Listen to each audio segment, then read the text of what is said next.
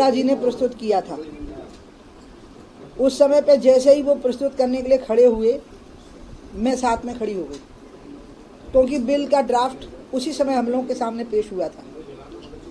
तो मैंने उनसे कहा कि जब तक आप इसमें एसटी, एससी और ओबीसी का स्पष्ट नहीं करते हैं, तब तक आप इस बिल को वापस ले लीजिए। और मैंने ये भी कहा कि एसटी और एससी को तो आप संवैधानिक अनिवार्यता के कारण दे देंगे, लेकिन ओबीसी महिलाएं पीछे छूट जाएंगी, इसलिए इसमें ओबीसी का प्रोविज़न करिए और इस बिल को वापस लीजिए। देवगौड़ा जी ने मेरा सम्मान किया और बिल को ये कहते हुए वापस ले लिया कि मैं बिल को वापस लेता हूँ, स्टैंडिंग कमेटी को सौंपता हूँ। और सब कुछ इतना अचानक हुआ कि मेरी पार्टी के लोग भी नाराज़ हो गए और पूरा सदन नाराज़ हो गया।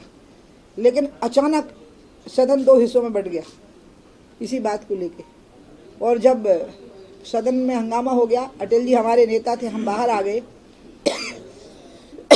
तो मेरे साथ जॉर्ज आ गए, मुलायम सिंह जी की पार्टी के लोग आ गए, नीतीश कुमार जी आ गए, और हमारी पार्टी के लोग भी, पिछड़े वर्गों के जो सांसद थे वो मेरे पास में आ गए। और अटल जी ने मुझे पूछा कि क्या हो गया बेटा। तो मैंने उनको बताया कि देश में पिछड़ी जातियों की संख्या सर्वाधिक होते हुए भी इस बिल में उसका प्रोविज़न नहीं होना, ये देश की महिलाओं के लिए, पिछड़ी जाति की महिलाओं के लिए अच्छा संकेत नहीं है।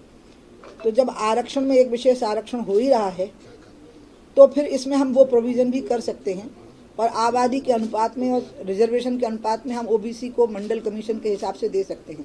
मैंने यहाँ तक सुझाव दिया कि जो मंडल में मुस्लिम जातियाँ भी लिस्टेड हो गई हैं पिछड़ों में, उनकी महिलाओं को भी इसमें जगह मिल सकती है।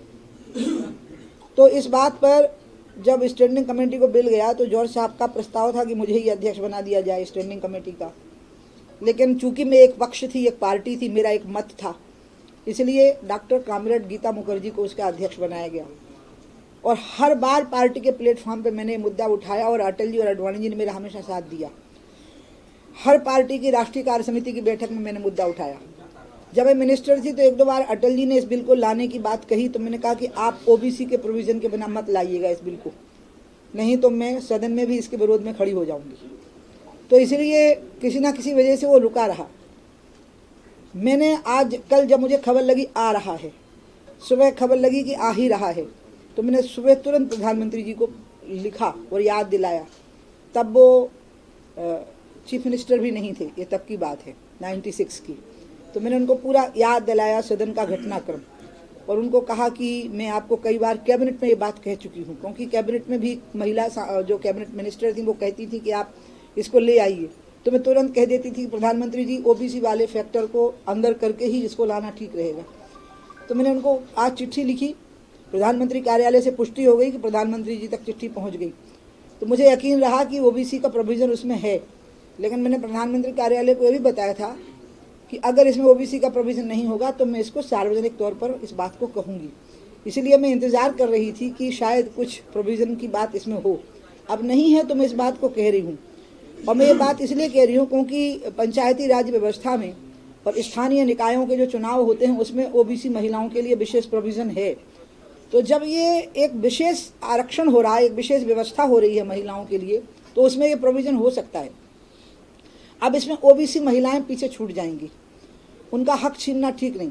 आज मल्लिकार्जुन खड़गे ने इसके पक्ष में बोला, लेकिन इसी कांग्रेस पार्टी ने उस समय पर मेरे को बहुत डांट पिलाई थी, और बीजेपी, कांग्रेस और वामपंथी सब एक थे कि बिल को पास करो और निर्विरोध पास करो। और मुझे इसके लिए अपराधी माना गया 15 साल तक कि मेरी वजह से वो बिल निर्विरोध पारित नहीं हो पाया। तब कांग्रेस भी इसमें शामिल थी कि कोई ओबीसी आरक्षण की ज़रूरत नहीं है।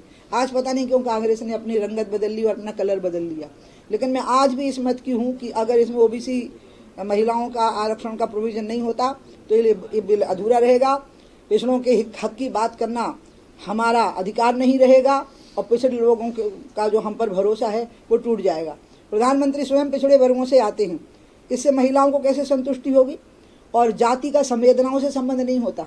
अगर जाति का संवेदनाओं से संबंध होता तो महात्मा गांधी जी ने ही सबसे ज़्यादा दलितों के हितों की बात कही थी। अगर बाबा साहब अम्बेडकर के बराबर ही किसी ने दलितों के हित की बात कही थी तो वो उस व्यक्ति ने कही थी जो स्वयं दलित नहीं था। इसलिए संवेदनाओं का जाति से संबंध नहीं होता, और संवेदनाओं से जातियों की संतुष्टि भी नहीं होती। ज़रूरी होता है कि उनको हक मिले, उनको अधिकार मिले। मध्य प्रदेश में भी मैं शिवराज जी को अब कहने ही वाली हूँ, तो ठीक है, दिल्ली में जो हो गया इसके खिलाफ अभी बात चलेगी, अभी अभियान चलेगा। अभी आज से। लेकिन मध्य प्रदेश में जब आपने 50% आरक्षण की बात कही है तो दीजिए, और इस 50% आरक्षण में आप आधा हिस्सा निकालिए पहले बाहर, और उसमें एसटी, एससी और ओबीसी महिलाओं का प्रोविजन करके विधानसभा की सीटों को आप तय कर लीजिए, पहले पार्टी के लेवल पर तय कर लीजिए और दिखाइए